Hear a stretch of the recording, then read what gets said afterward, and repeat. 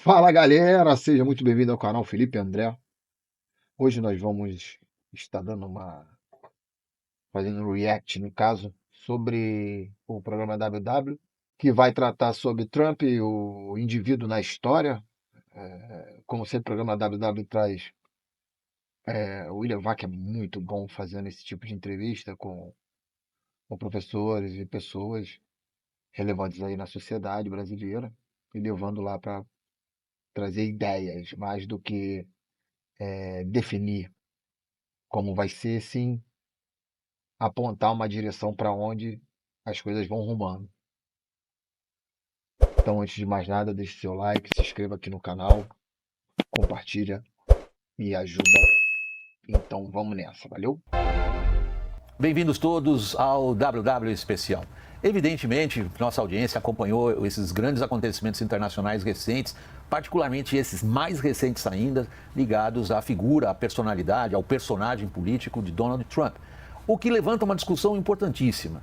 Qual é o peso, afinal, de um personagem político? Seja ele o Donald Trump, seja ele dirigentes de outros lugares, sejam eles, por exemplo, líderes religiosos, ou cientistas de destaque, ou escritores, ou artistas, o que vocês quiserem. Qual é o peso, qual é o papel que o indivíduo tem na história? Ele consegue levar a história para onde ele quer? Ou ele é um jogo da história? Essa é uma discussão muito tradicional entre os cientistas políticos, mas que se tornou ainda mais atual quando a gente vê que o presidente americano sentado lá no escritório, lá na Casa Branca, assina um bocado de coisas e põe o mundo de pernas para o ar. É, o povo deu a economia mundial na mão do cara, ele tá fazendo o que ele acha que tem que fazer. Então, mas isso só acendeu o alerta, né? Já estava aceso no C-19 e isso acaba acarretando que as pessoas vão começar a escolher melhor ah, os seus líderes, né? Isso é interessante, porque nesse ponto de vista, as pessoas não entendem muito bem. Agora com a internet, né? Hoje aí todo mundo com informação e tudo mais, a gente acaba vendo literalmente as pessoas para onde estão rumando, o que estão fazendo, com a experiência dos outros, aprendendo muito mais. Então, ele é um indivíduo na história. Esse indivíduo ele tem como protagonismo induzir corações e mentes. Mas eu acho que no caso do Trump é só uma agenda que precisa ser resolvida. Porque se através do liberal globalismo a gente não vai conseguir chegar unificando do jeito que eles estavam fazendo. Eles estão indo mais rápido agora. Três, como sempre, são os participantes da nossa roda, dispostos a atacar essa questão, complicadíssima, sobretudo para os historiadores e cientistas políticos. Então, o primeiro que eu apresento é o Michel German. Muito obrigado, Michel, pela disposição de estar aqui na roda.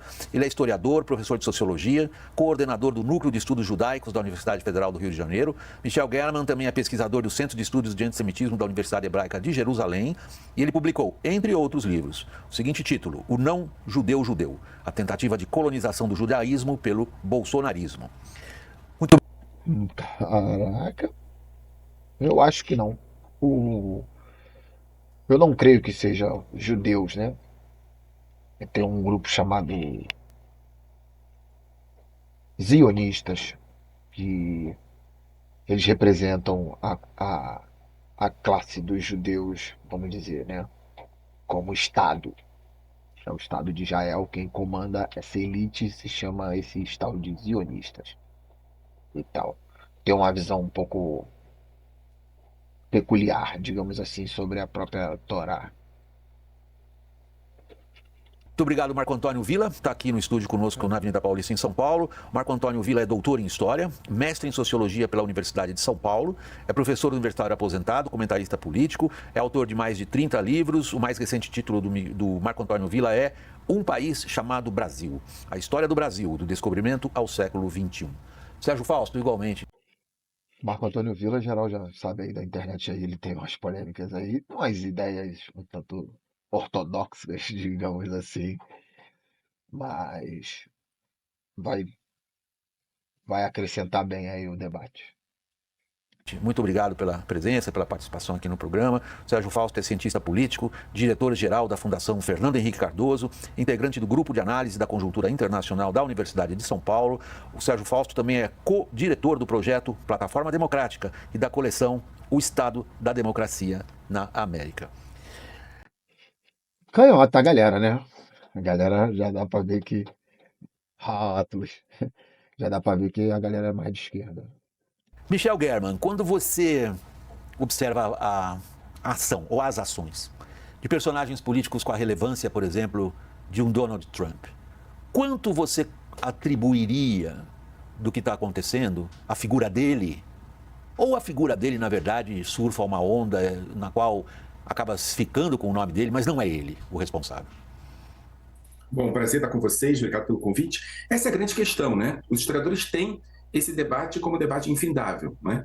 A ideia da personalidade, a ideia da figura, a ideia da pessoa, ou é a estrutura, a conjuntura, a realidade que acaba colocando essa figura, essa liderança, essa pessoa como uma referência fundamental. Eu acho que entre o absoluto da figura e a relação profunda, estruturante que a conjuntura dá às figuras com que ela lida, eu fico no meio do caminho. Né? Eu acho que há uma importância não desconsiderável à personalidade, à figura, à pessoa, mas as estruturas estruturantes que condicionam essas pessoas, que dão espaço, que dão lugar a essas pessoas, são fundamentais. Eu diria que há uma relação fundante da conjuntura e da figura que acaba sendo utilizada para essa conjuntura. Além disso, eu queria propor uma outra referência, um outro elemento que a nova história política está lidando com ele de maneira cada vez maior, que é o elemento dos sentimentos morais. Não é só a figura, mas a relação profunda entre as emoções do tempo presente, as referências morais, os sentimentos como ordem do dia e a importância que essa figura tem em acionar esses sentimentos. Não é só a estrutura estruturante, aquilo que as perspectivas estruturalistas chamariam de elementos formatadores da realidade, mas também é o sentimento estruturante desse tempo. Eu acho que, além dessa estrutura estruturante, há uma referência fundamental, cada vez maior, os historiadores dizem, alguns deles, para os sentimentos morais, o lugar das emoções. E não dá para a gente perceber a ascensão de algumas lideranças, principalmente da extrema-direita hoje no mundo, sem perceber a importância dos sentimentos morais e das emoções nas atuações dessas figuras. Na minha visão, no caso, sobre o Trump, que é a pergunta, né? No caso, ele representa um grupo, galera, simples. Pegou uma galera, representou um grupo, fez seus acordos, falou, quando chega lá, vou fazer tal coisa. Só que quando chega lá na hora, você deve muito favores. E aí você acaba tendo que fazer coisas para o grupo. Pouquíssimas coisas assim. A pessoa não abre mão. Muitas ela tem que abrir mão de para chegar lá. Entendeu? Muitas coisas, muitas coisas. Desde ideias que você tem para querer uma melhoria ou que você acha que é correto na sociedade, até mesmo financeiramente você perder dinheiro e tal, que nem aí tá perdendo nos Estados Unidos. A bolsa derreteu. Mas esse dinheiro nunca existiu de verdade, ele sempre foi especulativo, capital especulativo. Ele alguns teóricos dizem que ele não traz base na realidade, é simplesmente onde alocar o dinheiro e deixar ele ali, que aquela empresa ela vai valorizar e assim é uma poupança valorizada, né? Maior giro. Sobre o comentário do professor, eu creio que muito pouco é do indivíduo através da história e muito mais de um grupo por trás desse indivíduo, né? E com isso você vê que muitas pessoas vão se identificando com isso. A era da internet fez com que as pessoas, primeira vez, o lado ocidental do planeta conversou ao vivo com todo mundo ao vivo. Você pode falar hoje com você aí que está vendo o vídeo, deixe seu like, se inscreva aqui no canal. Você pode estar vendo nos Estados Unidos, na Europa, na China, qualquer lugar você pode estar vendo vídeo. Na China não, porque na China tem o próprio YouTube deles. Mas ao redor do mundo você consegue ver e entender os assuntos que que está na boca da galera. Então, com esse advento, a sociedade agora está tentando implementar um bloco inteiro econômico. Então, isso é o que eles desejam chegar no final da coisa. Num, num governo de bloco, um bloco específico só de comércio com os americanos e um bloco específico asiático e um outro russo. Até o momento está se desenhando assim, né? Então, eu acho que é muito pouco para o indivíduo criar um grupo de pessoas que estão agindo para que leve o destino do mundo para onde eles desejam que tem que estar. É um grupo de pessoas. Eu posso ir lá para trás também, Michel German, nessa provocação que você faz, que é a capacidade que o agente político tem de entender o mundo no qual ele está e como que ele pode agir. Vila, essa é uma das discussões, Michel German já fez essa menção logo de saída, mais antigas entre historiadores e cientistas políticos. Afinal de contas, quem faz a história? É interessante, né? Eu estava dando uma estudada dia desses sobre alguns momentos da Revolução Russa e tem uma figura-chave naquele processo anterior a 1917, que é do Plekhanov. E o texto clássico, o papel do indivíduo na história.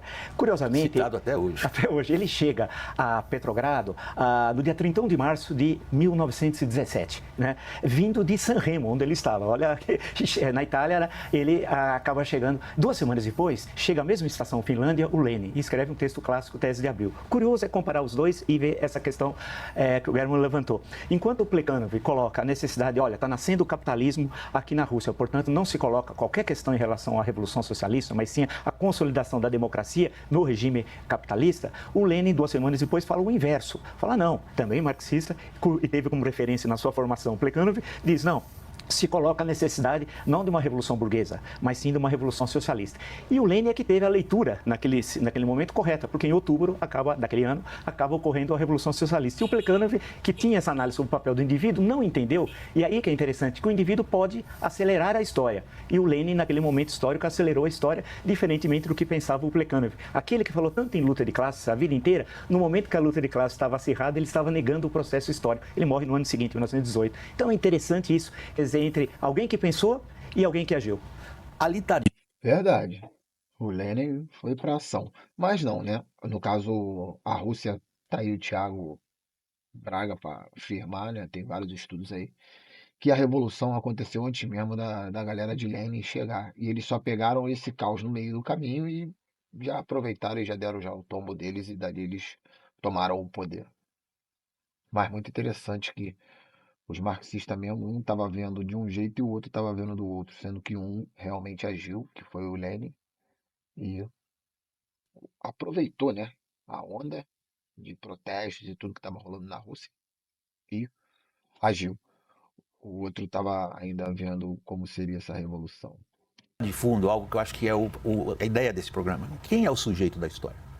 Você cita uma série de autores marxistas, porque para o marxismo, sobretudo o marxismo do fim do século XIX, em toda a discussão dos filósofos, ainda desde o século XVIII, é fundamental entender quem é o motor da história e para onde ela vai, onde é que ela chega, e que indivíduos conseguem fazer a história chegar onde ela deveria chegar, de acordo com as teorias marxistas. Aí você tem toda a razão, Lenin é o melhor intérprete disso. Plekhanov, que é um intelectual muito sofisticado, acabou sendo detestado pelo Lenin, que era um homem de ação. Exato. Agora, Sérgio, quando a gente vem para cá agora, e olha a atuação de figuras como Donald Trump, ou qualquer outra que você quiser citar. A gente pode falar de figuras históricas já mortas, ou ainda presentes, ou ainda entre nós, que foram bem-sucedidas ou mal-sucedidas, não importa.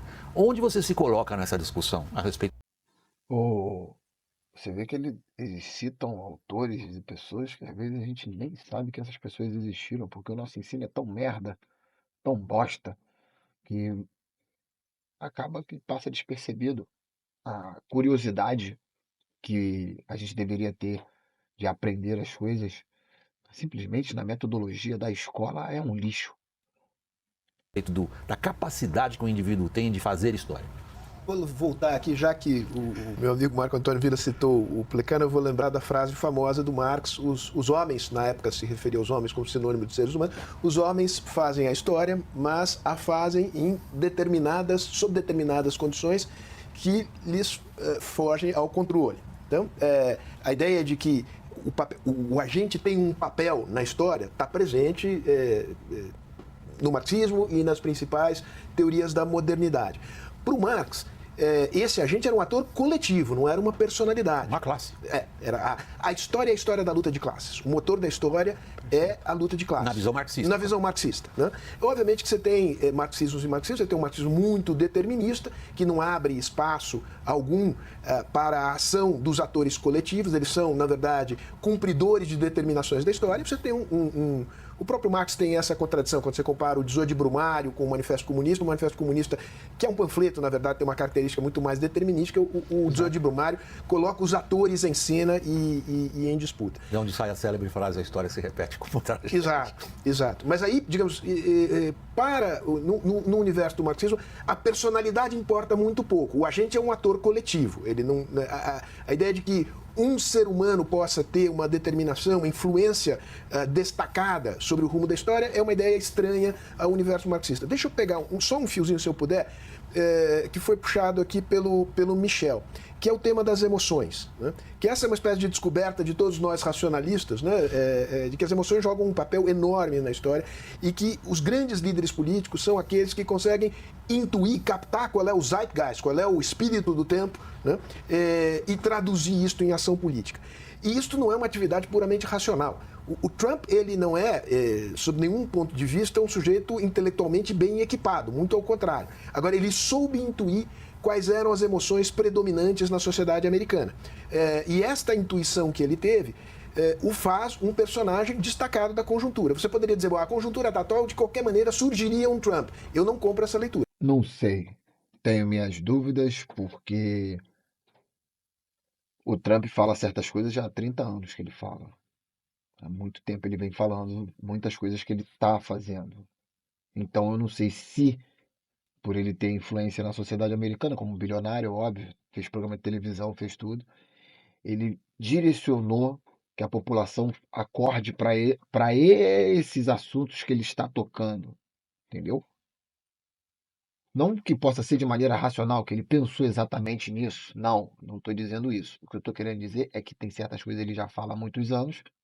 Então, ele pode ter indiretamente induzido uma parte da população a abraçar as ideias que ele trouxe, né?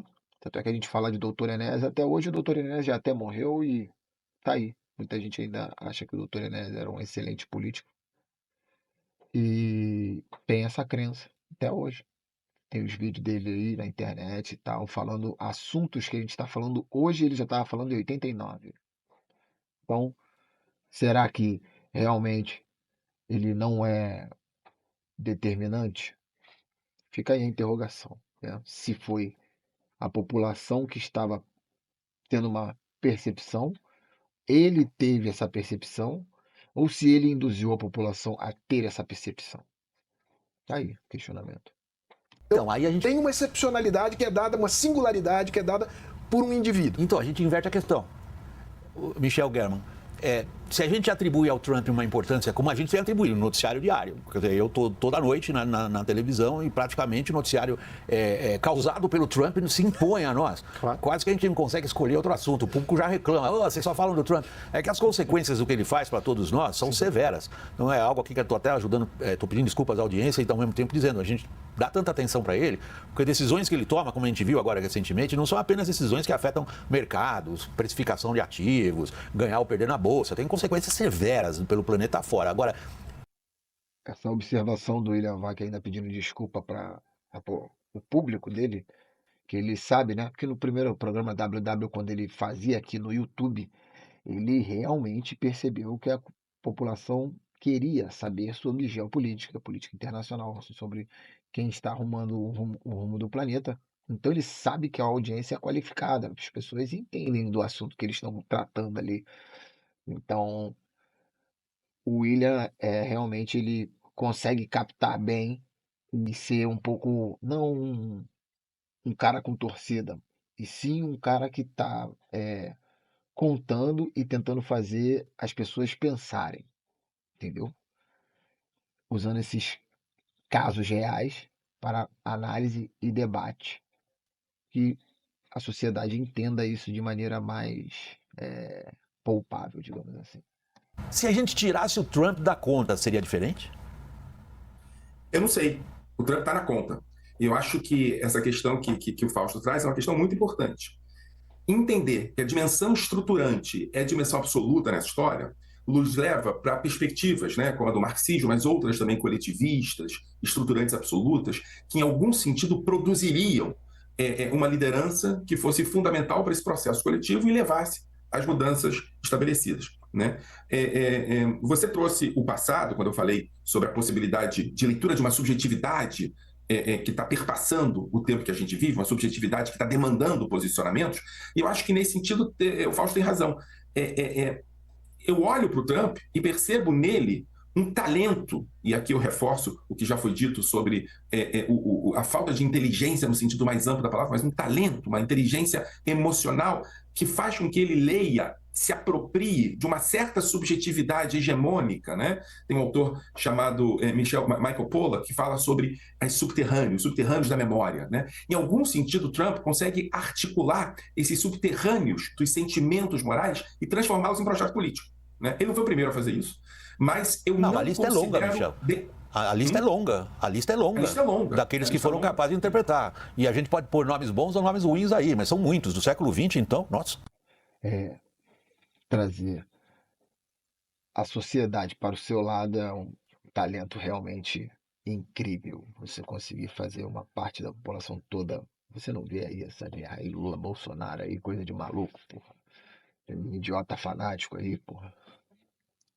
Quem você quiser. Você pega um Hitler, você pega um Mussolini. Tem figuras muito importantes.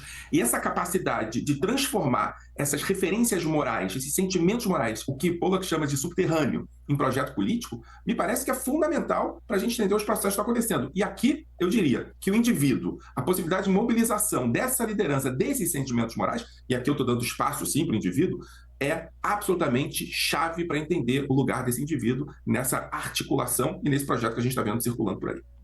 Não sei. Não sei se é só o indivíduo.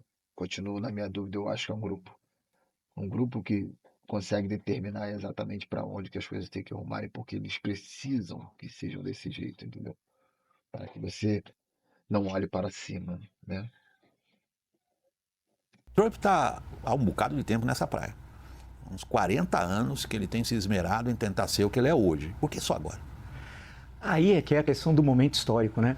Por exemplo, vamos pegar o caso, claro, norte-americano. A sucessão de vitórias democratas, eleições presidenciais, 1932, 36, 40, 44 e 48. As 4 primeiras com Roosevelt, a última com o Truman. Aí volta o Partido Republicano, 52 e 56. Aí eu fico pensando, Michel e Sérgio e William, imagina o Trump em 1950, haveria espaço para ele naquele Partido Republicano? Não haveria. Aquele Partido Republicano, você vai ter lá um herói de guerra, Eisenhower, o vice, um jovem político advogado, Richard Nixon, né, que também é vice em 1956. Não havia espaço para uma figura como o Trump. O Trump é produto de um momento histórico agora que nós estamos vivendo, especialmente da segunda década desse século e essa, a terceira década, que abriu espaço para lideranças desse estilo, que destruiu, inclusive, o velho Partido Republicano. Hoje o partido é o Trump, né? Não tem mais aquelas lideranças do chamado velho e bom Partido Republicano, as lideranças históricas. Se ele tivesse nos anos 50, não haveria espaço para ele. E tem agora. E aí é um fenômeno que não é só dos Estados Unidos, é um fenômeno do mundo ocidental. Então, grande ideia. O Trump monopolizou o debate, né, compadre? Ninguém consegue fazer isso tão fácil. E ele fez. Monopolizou o debate em torno dele, né? Por que agora se abre isto para essa atuação tão destacada do populista reacionário? Que é uma das qualificações que eu recentemente li do Trump, aliás, feita por um historiador, Neil Ferguson, sim. que se considera um conservador. Ele diz, eu sou um escocês conservador. Lá nas Ilhas Britânicas deve ter um significado bastante especial. Eu não peguei muito bem escocês conservador, talvez seja a marca de uísque dele que ele prefere, mas é uma figura simpaticíssima, Neil Ferguson. Está no YouTube para quem quer acompanhar, tem participado do debate público com muita intensidade, e ele cunhou essa, digamos, etiqueta. É o populista reacionário. E como você disse, o Trump não está sozinho nisso, Sérgio? Não, o Trump é populista, mas eu não creio que seja reacionário. Aí é que está, na minha visão, ele está cumprindo a agenda como ela tem que ser feita. Vai ter a divisão, agora a guerra comercial vai dividir os lados, quem é aliado de quem, vai se aprofundar os comércios entre a galera, vai dar um período agora de Vamos botar assim, eles não vão pro pau logo direto, a China não quer ir para essa guerra direta, a Rússia também não quer ir para essa guerra direta, ninguém quer ir. Todo mundo vai agora ver quem é aliado, quem está contra, quem está a favor, vai aprofundar os comércios. É isso, para depois, aí a porrada vai comer firme, entendeu? Para ver quem vai ser a liderança que vai mandar no planeta. Por isso que eu acho que não é uma questão de historiadores desse jeito, é uma questão que tem que ter um governo mundial. Então, ele obviamente em alguma medida, fruto de o desmantelamento de uma certa ordem política nas democracias liberais, né? Em que havia partidos tradicionais que dominavam a seleção dos quadros políticos, quem era candidato, quem não era candidato, quem estava dentro do jogo, quem não estava dentro do jogo. Esse sistema vinha em crise, vinha em uma crise de legitimidade, percebido como um sistema capturado por uma elite cosmopolita de ricos e associados, que não dava espaço para a voz do povo. Os globalistas. Os globalistas, né? E o Trump percebe isso intuitivamente, quer dizer, ele não foi uma grande elucubração intelectual. Ele percebeu que ali havia um espaço. Isso é um dado interessante, mostrar que o papel dos indivíduos, neste caso é meu juízo negativo, mas também nos momentos positivos, podemos lembrar o Churchill, são momentos de crise das estruturas, quando os sistemas estão enfraquecidos. Né? O sistema americano, a legitimidade do sistema político americano vinha colocada em xeque já há algum tempo, produto desse ressentimento de uma parcela crescente da população, fundamentalmente a classe média, uma classe média branca, que viu truncada a sua aspiração de ascensão social. Fim do sonho americano. Agora, existe esta figura, que é um sujeito que vem do mundo do showbiz. Né? E isso é interessante, porque ele domina a linguagem que é a linguagem contemporânea. Você lembrou o Roosevelt? O Roosevelt é um craque da era do rádio. Né? Conversa ao pé da lareira. Né? Ele fazia isso num programa pelo qual ele estabeleceu um certo diálogo com a população, diálogo unilateral, que só ele falava, digamos. Mas ele dominava aquele meio de comunicação próprio daquele período. Assim como houve quem dominasse a televisão. Né? Tinha que ter dotes de ator na televisão. O primeiro deles é o Kennedy. O...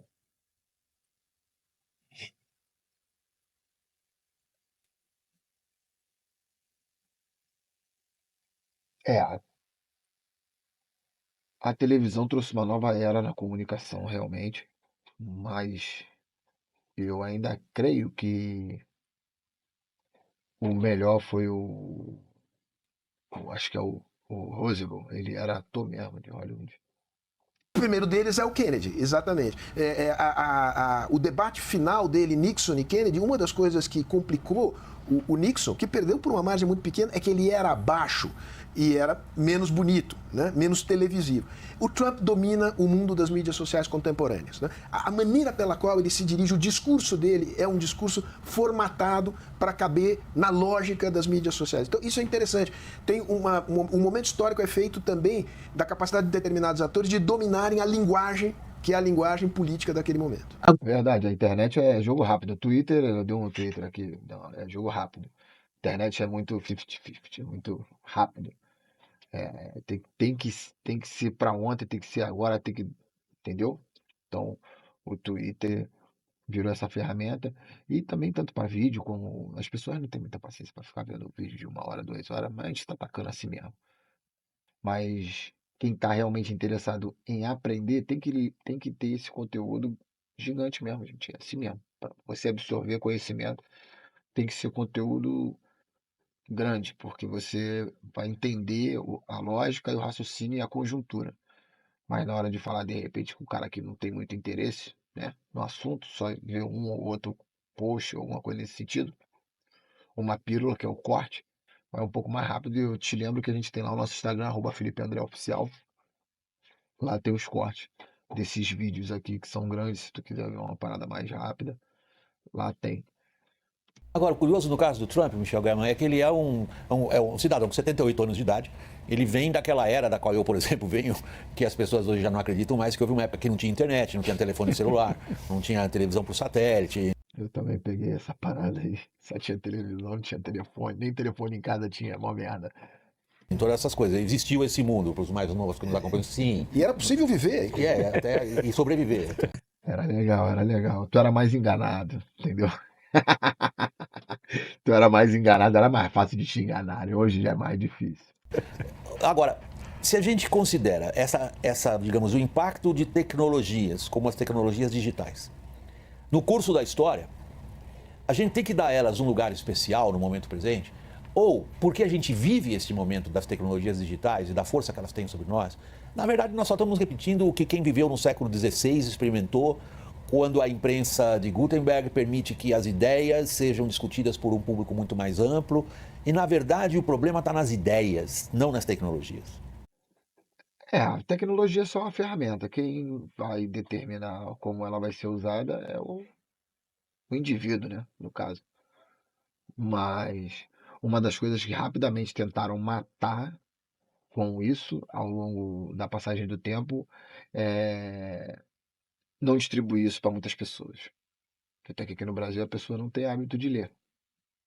Ninguém se importa muito em ler porra nenhuma. A pessoa prefere um vídeo, prefere outra coisa. Agora, ler, a pessoa não tem muito interesse, não. Isso foi de propósito, isso foi feito de propósito. Não só a sociedade brasileira, como muita gente no planeta não tem muito o hábito de ler. Mais, hoje em dia. Mas na época que teve isso, a única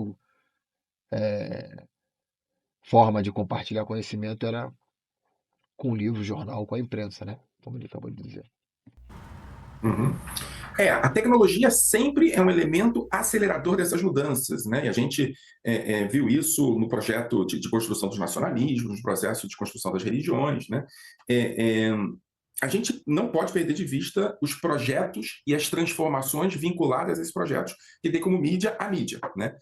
Eu acho, entretanto, que tem algumas especificidades que a gente não pode colocá-las todas no mesmo campo. Ou seja, tem uma especificidade aí das redes sociais, que é a descentralização, a possibilidade absolutamente inovadora de que novos agentes se articulem e articulem com novos posicionamentos internacionais. É absolutamente possível que alguém escreva alguma coisa em inglês nos Estados Unidos, absolutamente periférica até aquele momento, e essa coisa se transforme numa coisa mais central do que nunca tinha sido do outro lado do Atlântico, na Inglaterra, não é? A descentralização é muito importante na ideia e no momento das redes sociais, e Trump aproveita isso. É uma pessoa do showbiz, sim, mas uma pessoa absolutamente periférica na política até o momento que ele deixa de ser periférico, e esse lugar da desestruturação, esse lugar da crise, esse lugar de um projeto de uma nova referência de mundo que vai ocupar o espaço que está em crise agora, dá a Trump essas condições concretas. Além disso, ele tem, apesar de não ser filho dessa geração, ele tem uma capacidade absolutamente fora de série de lidar com essa nova mídia social que tem como característica descentralização,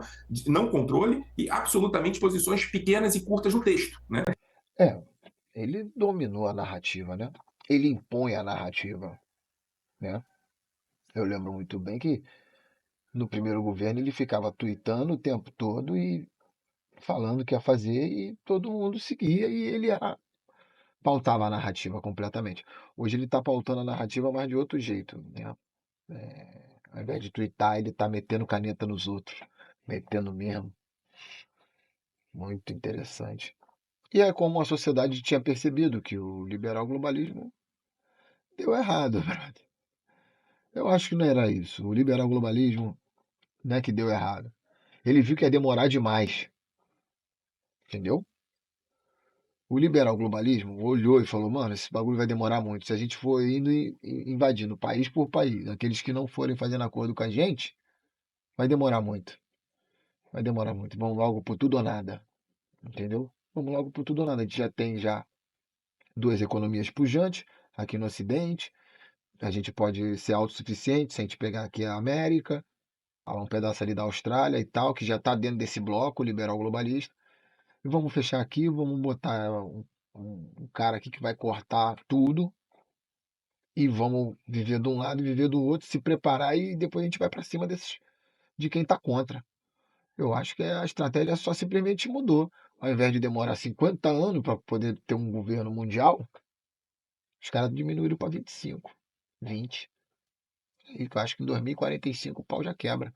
Está em 25, 2045, que é o projeto Global Filter, 2045, já tem que ter um governo mundial. Já pronto, e quem vai decidir é fulano e Beltrano e acabou. Senta ali na mesa, quem resolve e pronto. Sim, vai.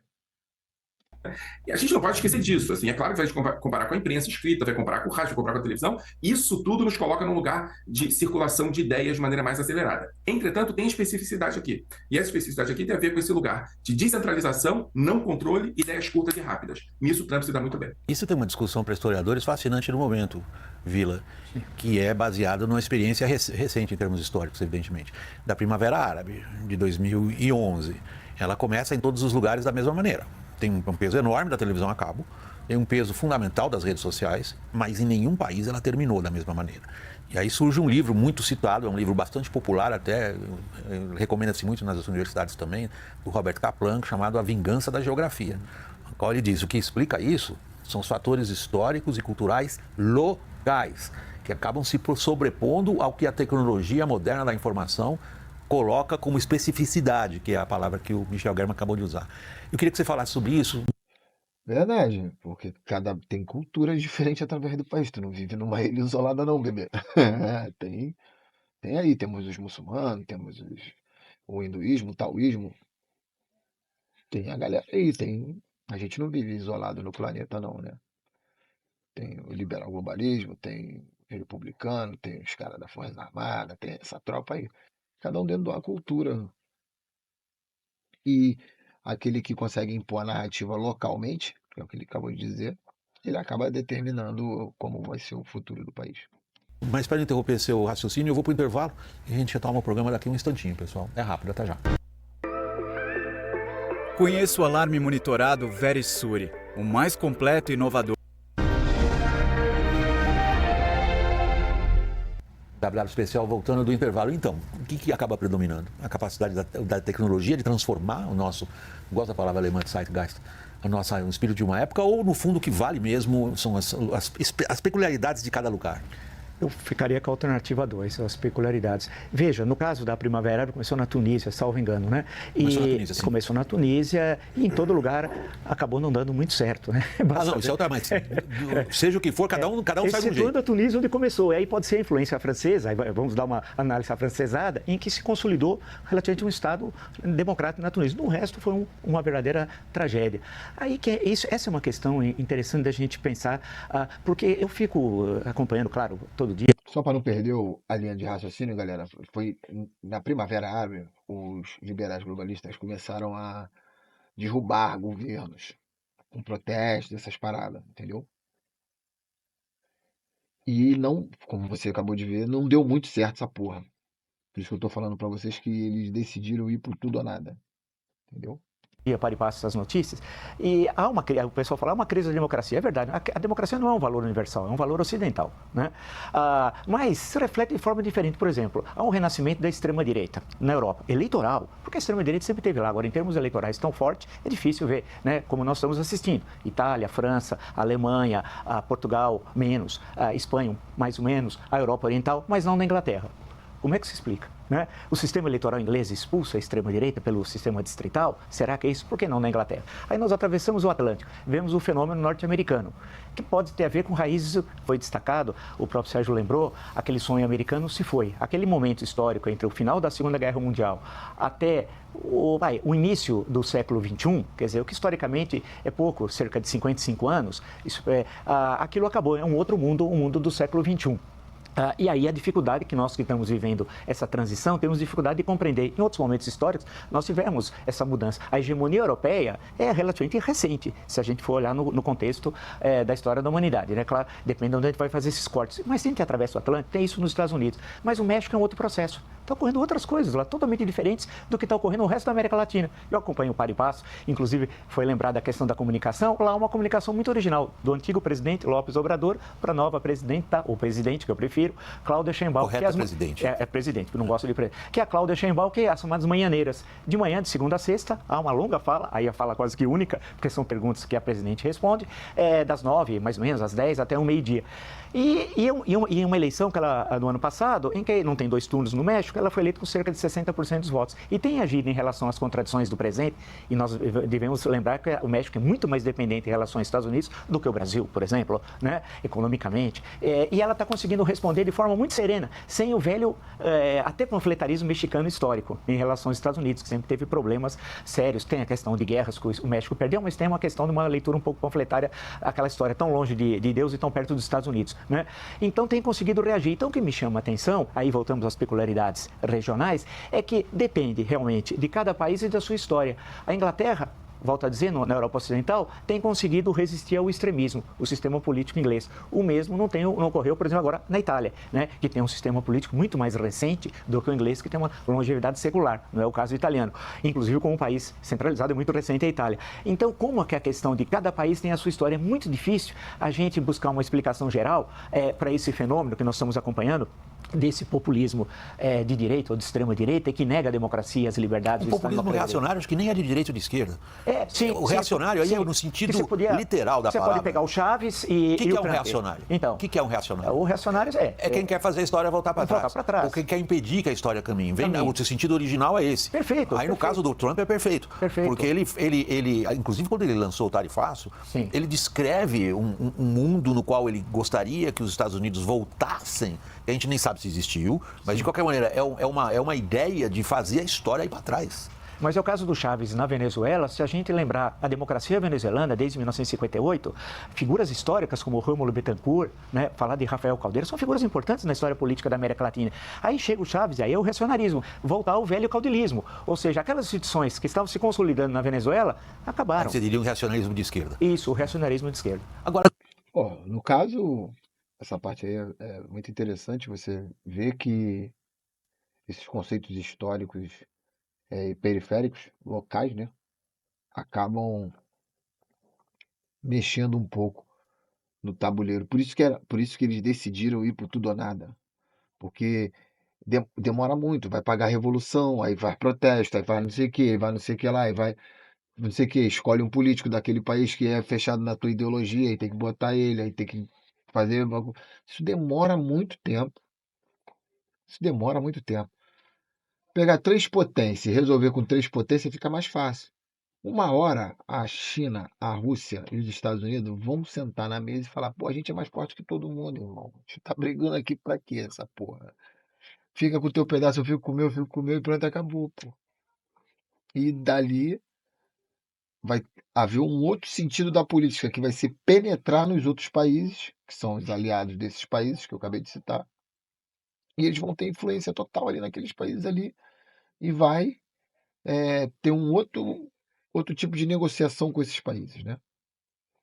Quando a gente olha o fenômeno desses nomes que surgem neste momento, como que você vê a possibilidade deles de levarem os acontecimentos para um lado ou para o outro? Vou ser um pouco mais específico.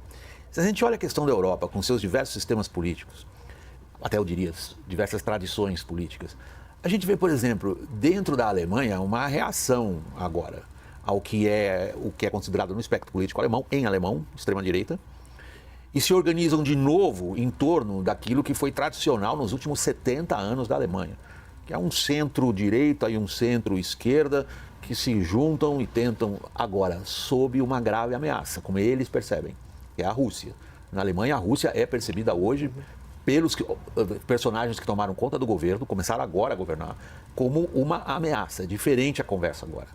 Não é mais de composição, é de enfrentar essa ameaça.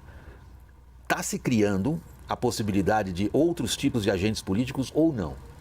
Na verdade, a Rússia vai chegar até a Europa Ocidental toda, vai ser deles. Toda a parte. Por isso que está se tendo um movimento para a Eurásia. Eu acho que o Putin vai conseguir entregar o projeto eurasiano, né? Tem até que trazer aí o Alexander Dugin para poder você ver qual é o pensamento eurasiano. Veja, o Trump é a espécie de expressão maior dessa liderança que é extremamente competente para destruir o status quo, mas que levanta uma enorme dúvida sobre a capacidade que ele tem de substituir o sistema vigente por outro, né, que tenha regras, que tenha previsibilidade. essa pergunta se coloca nos Estados Unidos, se coloca na Europa. Esse é um jogo em aberto. O Trump tem um dilema, que a agenda que ele vem procurando executar vai além do mandato que ele recebeu das urnas. Então, a própria coalizão de forças que o elegeu começa a demonstrar divisões internas, né? Tanto assim que ele teve que recuar. Agora deu uma pausa no imenso tarifaço global, geral e irrestrito, que é um sinal de fraqueza política interna. Então, esse é um jogo em aberto. Você tem toda a razão. O fato de que a extrema-direita na Alemanha tenha alcançado 20% dos votos nas últimas eleições provoca uma reorganização no outro campo. Então, esse é um jogo em aberto. Agora, não tenhamos a ilusão de que nós vamos voltar para o status quo ante, para o que havia no período, digamos, de chamada terceira onda democrática, ou o período de exuberância do capitalismo liberal. O jogo mudou. Os dividendos da paz. Os dividendos da paz. Veja, nos Estados Unidos há muita divisão, polarização entre republicanos e democratas, mas há uma unidade. Unidade em torno do quê? De que a China é uma ameaça à segurança nacional americana. Isso muda a política internacional dos Estados Unidos, seja quem estiver na Casa Branca. A maneira de perseguir esse objetivo será diferente. No caso dos democratas, procurando ampliar alianças. No caso de Trump, procurando um unilateralismo brutal americano. Mas isso mudou o jogo global totalmente. Quer dizer, a ideia de um mundo regido por regras universais, do comércio livre, da cooperação, do fluxo desimpedido de investimentos, bye-bye. Isto foi uma ideia que imperou durante 50 anos. Nós não sabemos o que vamos ter pela frente, mas certamente esse modo de organização da vida internacional acabou. Não, o que vai vir pela frente é tiro, porrada de bomba, granada e gasolina, meu parceiro. Se ninguém te contou, te contei.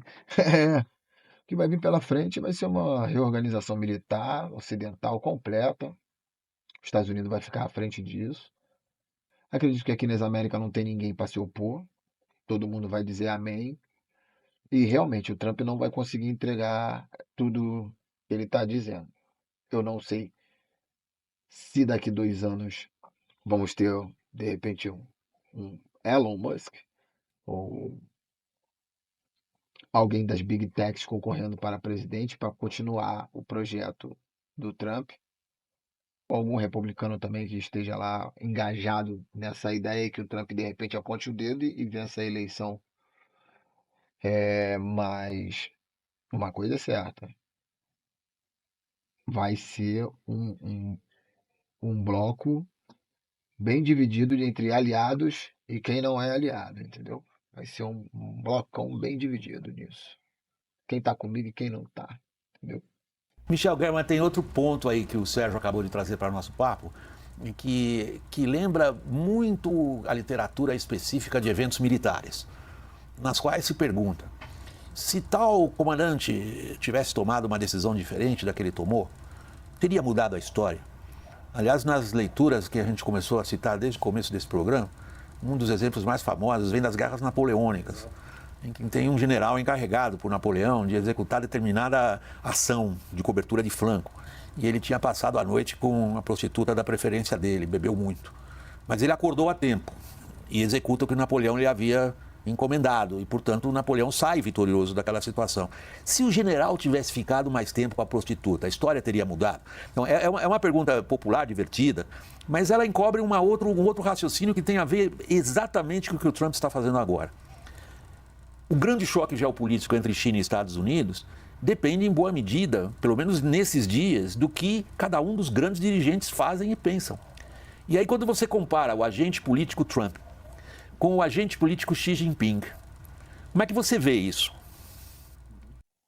O Xi é pragmático. Ele já lançou o sistema SWIFT próprio dele, né, de pagamento eletrônico chinês. Ele vai começar agora a pegar os países e oferecer tudo o que a China tem de melhor para oferecer, que é toda a parte da indústria, aparelhos eletrônicos, e a fábrica do mundo é a China. A China tem garrafa para vender nessa batalha. O dinheiro está nos Estados Unidos, mas toda a fabricação do mundo está na China, toda a base industrial. Então, e a China tem uma economia bastante peculiar. 1,5 bilhão de pessoas dentro do país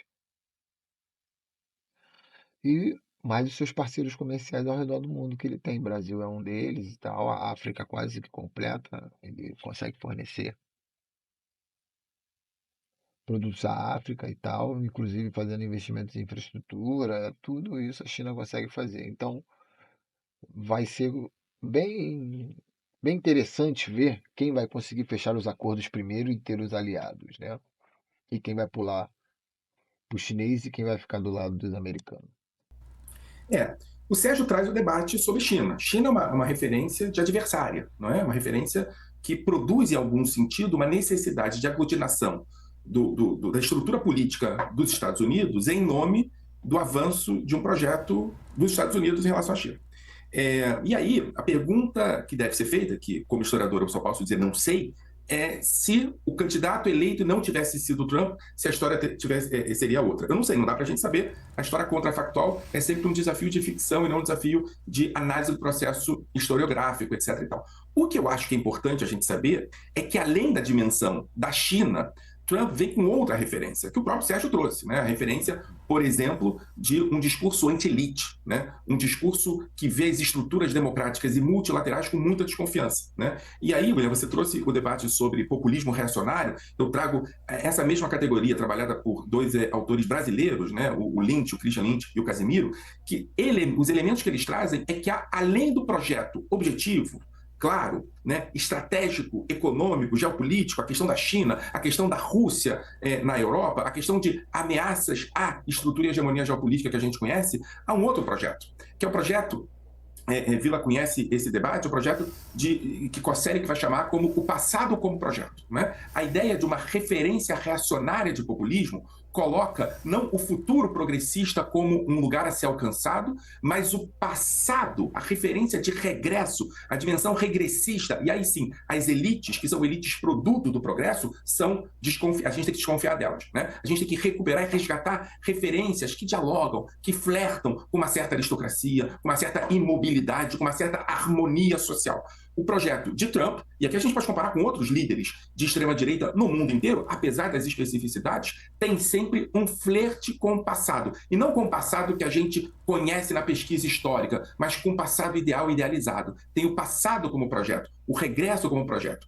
E aí o que eu posso apostar, e é só uma aposta, não tem nada de compromisso de pesquisa, é que sempre que o passado é um projeto, a gente tem dificuldades de implementá-lo de maneira absoluta e concreta. E aí pode ser que o que a gente esteja vendo seja uma etapa no resgate e nas mudanças radicais que o multilateralismo está passando em direção a uma outra estrutura. No momento, a gente está vendo vários grupos da extrema-direita no mundo inteiro, Brasil, Estados Unidos, Europa, olhando para o passado como um projeto. E o passado como projeto não se sustenta na construção de um futuro. O que o passado como projeto constitui, a gente pode ver isso como em elementos já acontecidos no nosso passado recente, tanto no Brasil quanto fora, é que o passado como projeto ele é sempre um passado que desestrutura, mas tem pouca capacidade de construir.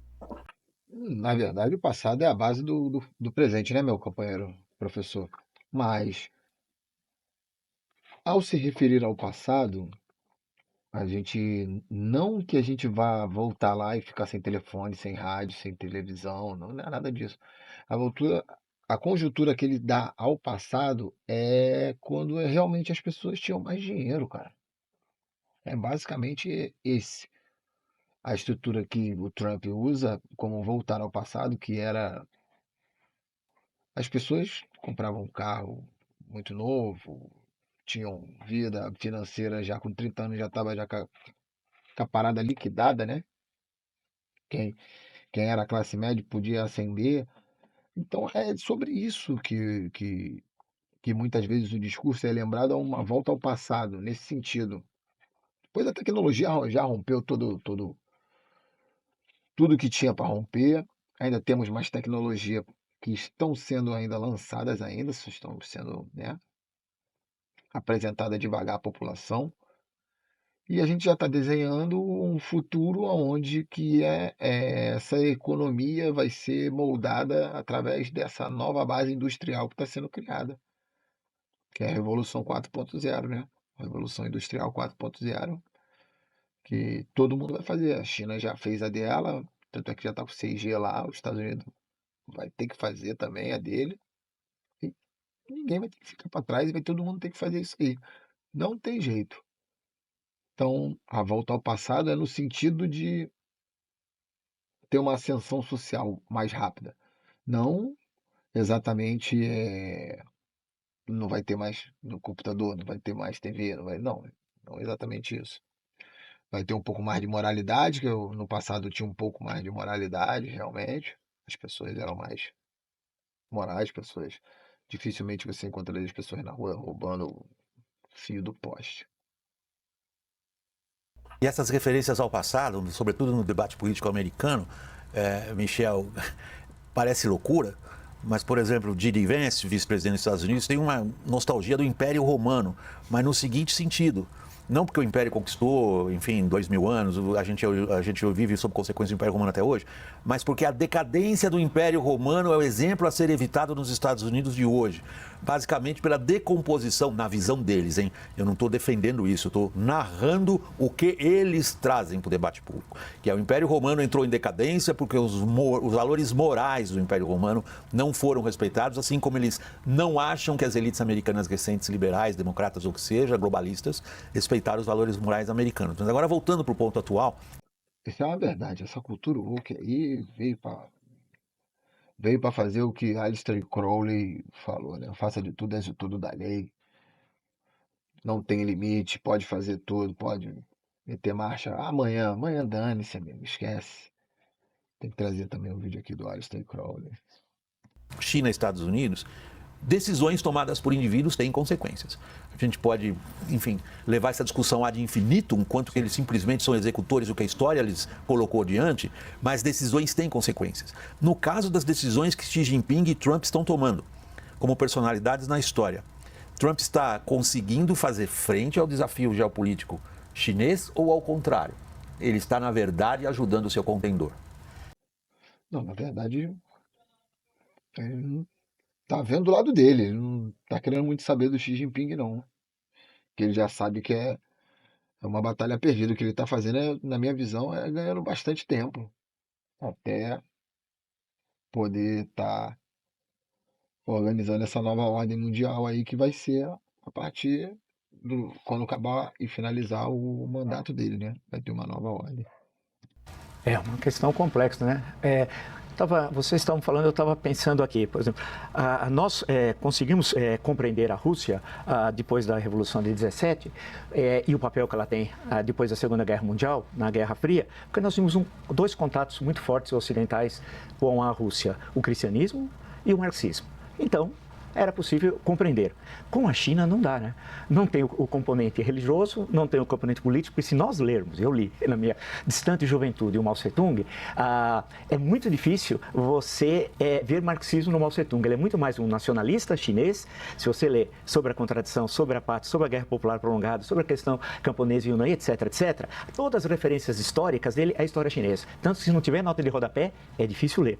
Se nós pegarmos os revolucionários russos, todas as referências históricas, geralmente é a Revolução Francesa ou o mundo ocidental. Então, é muito difícil nós entendermos a China. Há um processo do mundo ocidental compreender a China. O primeiro estado centralizado no mundo é a China. Hoje você pode dizer que o partido e o Xi Jinping faz o papel do imperador. Tudo bem. Se nós discutirmos burocracia chinesa, concurso para fazer parte da burocracia, tem concurso desde o século VIII, século IX, depois de Cristo. Então, é um outro mundo. E aí entra o passado. No discurso chinês, nós voltarmos a ser o que nós éramos em certo momento da história, por exemplo, antes da Guerra do Ópio, né?